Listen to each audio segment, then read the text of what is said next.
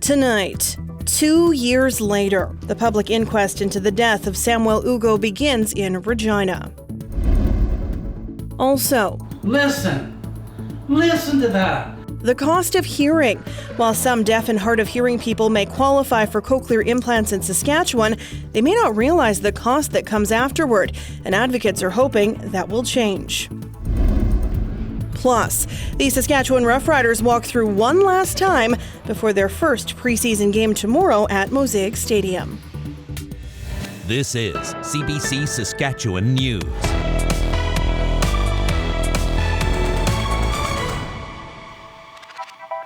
It is Monday, May 30th, and the CBC Saskatchewan News starts right now.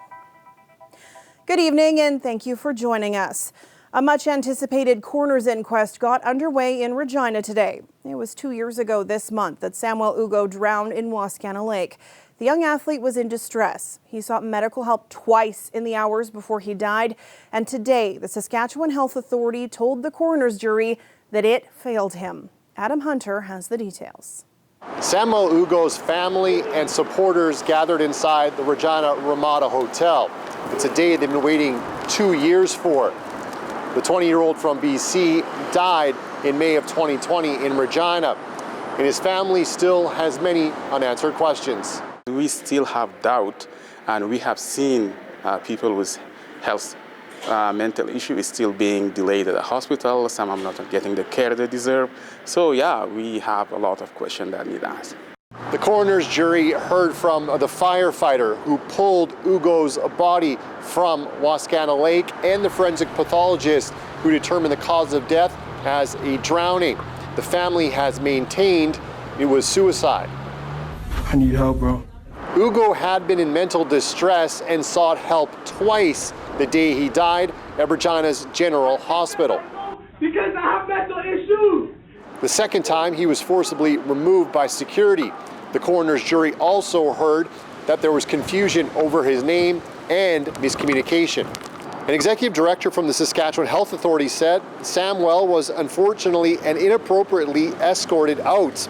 He went on to say, "We did not provide Samwel the care he deserved. We failed. It pains me." The SHA has a new policy that they can register a patient even if they do not have their name. And a patient cannot be refused care without seeing a doctor first. Uko's family wants to know if race played a factor in Samwel's treatment. People should all be treated the same. We should not treat people differently because how they look, what they believe in, what their sexual orientation is. We should believe everyone should be treated the same. 25 witnesses are expected to testify over the next few days. The coroner's jury won't assign blame, but make recommendations to prevent future deaths. Adam Hunter, CBC News, Regina. Some Saskatchewan residents who are deaf or hard of hearing qualify for cochlear implants that allow them to hear. The initial device and surgery are covered, but many don't realize they'll be on the hook for expensive replacement parts. As Bonnie Allen reports, many say someone's ability to hear should not depend on their ability to pay.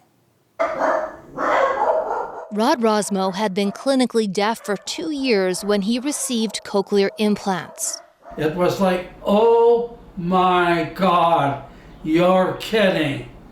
Listen to that. But now, 8 years later, the 70-year-old retired psychologist has learned he has to replace the external sound processor, a critical component that helps send sound signals to his brain. Once it's off warranty, Saskatchewan's government doesn't cover a new processor if it breaks down. And without it, Rosmo can't hear. My jaw dropped. And I said, "What's this cost?" She said, $11,730 per ear. What? 7-year-old Daphne Reynolds will need a lot of replacements in her lifetime. Her mother doesn't understand why the Ontario Health Plan will implant a device and then not maintain it. The surgery, which must have been extremely expensive for the government healthcare system, ends up being for naught, in the sense that without the external device that connects to it, hearing cannot be provided. Ontario says it covers 75% of the upgrade cost, but with a limit, so it's actually less than half. If Daphne lived in Quebec, that province would cover the entire cost of new processors when old ones become obsolete. Manitoba just bumped its coverage up to 80%. Evan Kessler just received a new processor, and his parents' work benefits covered much of it. His mother, who teaches deaf students, says hearing shouldn't be restricted to the privileged.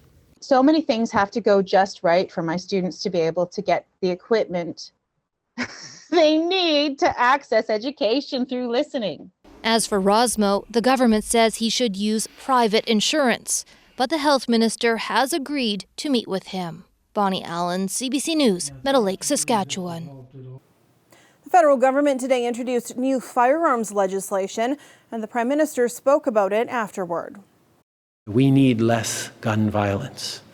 We cannot let the guns debate become so polarized that nothing gets done. We cannot let that happen in our country. The bill calls for a national freeze on sale, importing, or transfer of handguns. It also calls for firearms licenses to be taken away from individuals involved in acts of domestic violence or criminal harassment. The bill introduces new measures to tackle firearms smuggling and trafficking. A damning new report calls on the military to no longer investigate and prosecute sexual assault cases within its ranks and to hand over the files to civilian police and courts instead. A former Supreme Court justice was tasked last year with conducting the independent review by the government. It followed an unprecedented number of senior leaders facing allegations within the Canadian Armed Forces. Ashley Burke has the latest. The CAF should let others do what they can do better. A scathing indictment of the military's handling of sexual offenses. What's happening in the military system is not sustainable. Former Supreme Court Justice Louise Arbour's report wide-ranging. It found that since the military started handling sexual offenses internally in 1998, it's done more harm than good. I think it will be better handled. It will have greater impact, more equity for victims if all this is done in the civilian system. Arbour also recommended sexual harassment cases be exclusively handled by civilian organizations. And it's calling for the military to seriously consider the future of military colleges, where sexual misconduct is rampant. I accept Madame Arbour's final report in its entirety. The defense minister says efforts are already underway to move forward on 17 of the 48 recommendations. The remainder of the recommendations I agree with, and I'm needing my department and the Canadian Armed Forces to provide me with the path forward. The Chief of Defense Staff says the path must be different this time. Perhaps what has happened in the past is we've been too defensive when we've had an external set of eyes on us. Former Navy member Dawn McAmoyle went public on Maclean's in 1998 about the Navy's failure to properly handle her sexual assault case. She wants to finally see real change. I have to hold hope in my heart because that's the only thing that keeps me going, that something will come of this. But, you know, in a year's time, it'll be 25 years since I was on Maclean. Arbour said she wants to know within the next year what recommendations the military is not moving forward with. She says there are hundreds of past recommendations from previous reviews that are still in limbo, and she wants decisive action here. Ashley Burke, CBC News, Ottawa. The official opposition in Saskatchewan is calling on the provincial government to use new federal dollars for long-term care to look forward, not back. Last Wednesday, Prime Minister Justin Trudeau was in Saskatoon and announced $32 million in funding to help improve long-term care. That day, Minister for Seniors Everett Hindley told the media some of that money would be used to offset some provincial pandemic costs, things like cohorting and infection control measures. The NDP's critic for seniors says it's distressing the government doesn't intend to use the money to make improvements for the future. We've been calling for improved minimum standards of care in this province for about a decade. And I believe that the first area that we should be spending this money is to improve staffing levels so that those who work in long-term care, whether they be continuing care aides or nurses, that they can meet the care needs of the residents who are there. What we hear time and time again is that they simply don't have the resources or the time to meet the needs of residents in long-term care and provide the level of care that they wish that they could. Love says Ontario and BC have used the same federal funding out of the Safe Long-Term Care Fund to improve infrastructure, staffing levels, and infection control measures. He says seniors in Saskatchewan deserve similar levels of care. Love formally wrote a letter to Minister Hindley today appealing for Saskatchewan to invest in new improvements. The Roughriders are back in Regina after their training camp stint in Saskatoon. The team is putting the finishing touches on its game plan for the first preseason contest tomorrow night. Head coach Craig Dickinson will dress mostly rookies in front of the home crowd at Mosaic Stadium. Quarterback Cody Fajardo will not play. He won't even dress for the game against the Bombers. Second-year player Mason Fine is expected to start, looking to secure the job as Cody's backup. It's very important, preseason game in general is important, especially last year not getting any preseason games. So this is going to be kind of, a great show of, what you've learned going into camp. And, at the end of the day, you can practice well all you want, but if you can't go out there and perform in a game, it doesn't really matter. So to be able to, what you learn in practice and transition that into a game is going to be important to these coaches moving forward. We had planned on playing the young players the first game regardless. So, it didn't work out like we'd hoped in terms of it'd be nice to have Cody in front of the home fans, but, we'll do our best to put on a good show and play a good game regardless. Following tomorrow's game, which kicks off at 6:30, the Riders will have a quick turnaround for the second and final game of their preseason. They play the Lions in Vancouver on Friday night.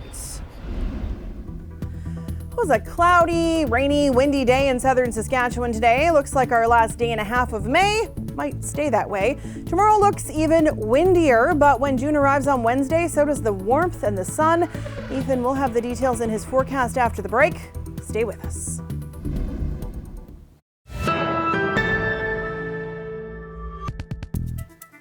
The avian flu is killing more than birds now. Saskatchewan has nearly half a dozen presumptive cases of the contagious disease in mammals. The animals are all scavengers and most likely fed on infected dead birds. We checked in with a pathologist studying the diseased animals to learn more about what may happen as the virus spreads. We probably have half a dozen to maybe as many as 10 that are suspicious of that. So these are primarily skunks with the occasional red fox that have neurological signs and which could be attributed to high path avian influenza virus. We have other diseases that cause these same kind of symptoms in these species, distemper virus, rabies virus, etc. So we do have maybe 3 or 4 that have preliminary PCR molecular diagnostic testing that indicates that they have avian influenza virus, probably high path AIV as a cause.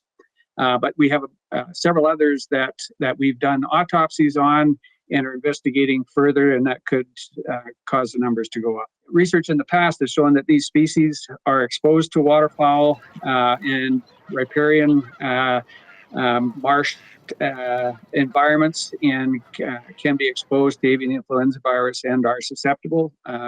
Some of this has been shown through serological tests, so antibodies to avian influenza virus is showing up in raccoons and other species that use those environments. The fact that some of these species are susceptible to it and actually die of it was expected, but we're seeing a fair number, which is maybe a bit unusual. And so contact with pets and people should be avoided. If at all possible, contact a conservation officer or someone who may be able to deal with that animal and get it into a diagnostic lab so we can confirm the diagnosis. That's always key, right? We want to have the facts, not just speculation on what this disease is doing. So making use of these veterinary diagnostic labs is important. This weather update is brought to you by Capital Ford Lincoln. The exclusive export event is back.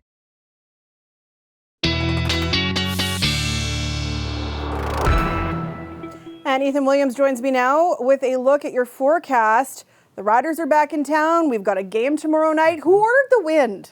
Not me. Maybe people who want to see the Riders lose, or who like sailboats or kites. I don't know. But yes, it is a very gusty day, and it's about to get a lot worse, unfortunately. Gusts right now up to 70 kilometers an hour in Regina. Gusts generally out of the north, gusting between 50 and 70 right now. They'll move to the southeast tonight, and that is why we have a wind warning in effect for the Weyburn-Estevan area, Carlisle-Oxbow, and the Moosomin-Kipling area as well. These are gusts up to 90 kilometers an hour tonight and through tomorrow as well. And here's the culprit, this big Colorado low, creating some very strong storms in portions of Minnesota and the upper plain states of the U.S., bringing rain to Manitoba and also bringing some precipitation to northern Saskatchewan. But for the south and central part of the province, it's mostly just wind. Now, these are the isobars. The closer these are together, the stronger the wind is. And as we go through tomorrow morning, you can see how they really collect, especially in the southeast part of the province.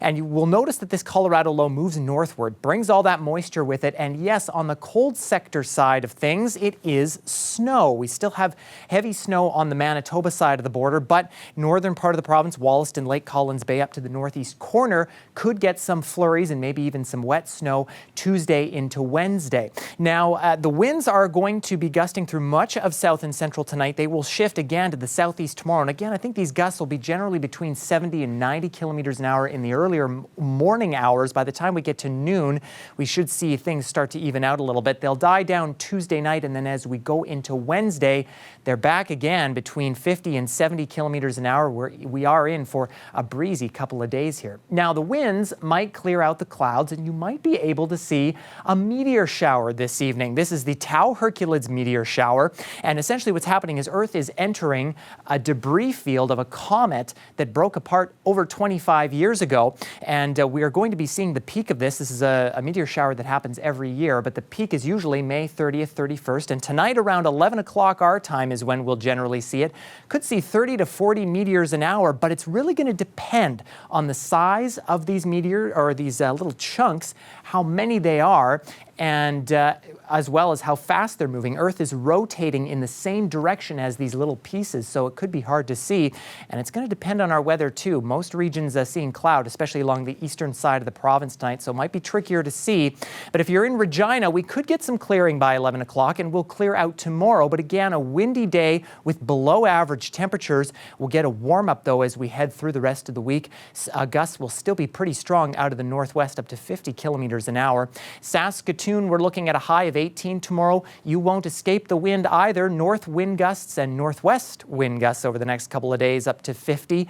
Breezy day on Thursday. 4 straight days of sunshine, though, which will be very nice. Temperatures finally start acting a little closer to normal on Thursday, Friday. Some cloud cover could build in as we head through the weekend. But Sam, if you've got some furniture to bolt down, I would recommend doing that soon. These winds are getting very, very gusty. I guess we'll see what those football players are made of tomorrow night with that wind. Thanks, Ethan. You're welcome. Well, Britain's getting ready to mark Queen Elizabeth's 70 years on the throne, the Platinum Jubilee. Celebrations start Thursday and go through Sunday. We'll be back after the break.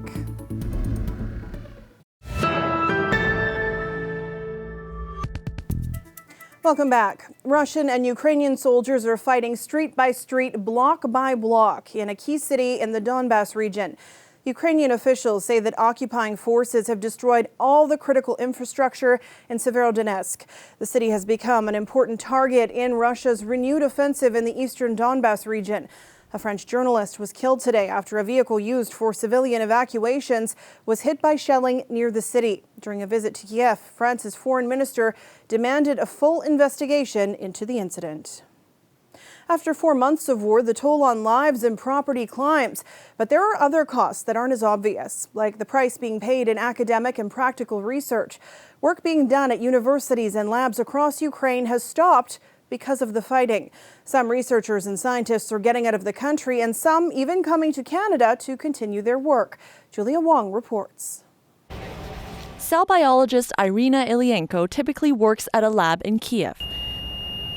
But for the last several weeks, she's made a home at an Edmonton biotechnology company. When the war in Ukraine broke out, Ilyenko fled with her daughters to Budapest, Hungary, then to Edmonton, where she connected with Matt Anderson-Barron. He had posted online about taking in Ukrainian researchers. If we can help out in that way, it's a no-brainer. When she fled, Ilyenko left behind her scientific research. Now she's starting fresh. For me, it's very important that I am here. If I will spend 1 more month in Canada without the work, I think for me it was absolutely, will be absolutely crashed. The impact of war on academia is well documented. Intellectual freedom is often targeted. This was seen during the Second World War, more recently Syria, and now Ukraine. They're taking their kids and their families if they can. They're not necessarily going to stop and move their labs. We're potentially losing any discoveries that they would have been making. Aaron Barr is the CEO of an Alberta hemp company that works closely with the Ukrainian Institute. He's helping them move their staff and their specialized seed research to safety in Canada. We're able to save about 4,000 pounds of their pedigree seed that they've developed over the past couple of years. The institute in Ukraine says the war is unpredictable and they cannot risk losing their work. And we don't know what's going to be the result of war. That's why we're looking in further and trying to find the best solution for our case. For those forced to go, a new focus. It is the future fields gave me a very big stage. It's like the first step for me, of course. In a new home free of war. Julia Wong, CBC News, Edmonton.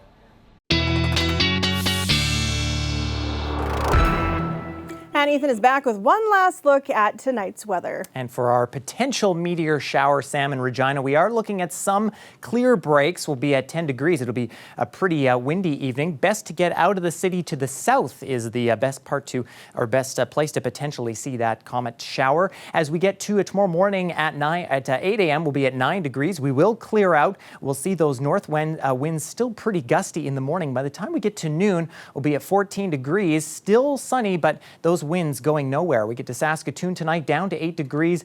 Mainly clear conditions for that potential meteor shower. We get to 8 a.m. tomorrow. We're at 8 degrees with sunny skies and still windy as we head to noon, Sam, as we're at 15. Still windy. Indeed. Thanks, Ethan. You bet. And before we leave you tonight, more than 1,000 people ran in the Saskatchewan Marathon in Saskatoon over the weekend. 3, 2, 1, go! There was a lot of energy and excitement as people celebrated the chance to run the marathon in person. It was held virtually the past 2 years because of the pandemic. Among those taking part, a group of Afghan girls and women. They took part in a 5-kilometer race organized by the Saskatoon Open Door Society youth program. In my country, I had the dream of running, and in our country, we didn't. The girls didn't let. It means our families and our society didn't let us to go to running, and it was so hard for us to go for running. And every time we fight a lot for going to outside and running. And now I'm free, and I think that, oh my God, it's amazing. It was all of my dream that now it's all happening. This year, more than 180 people competed in the full marathon. A big congratulations to everyone. And that is it for us tonight. For news anytime, you can always head to our website or subscribe to the CBC Saskatchewan YouTube channel. Glenn is back with more local news at 11. We're back tomorrow at 5:30. Thank you for watching and have a great night.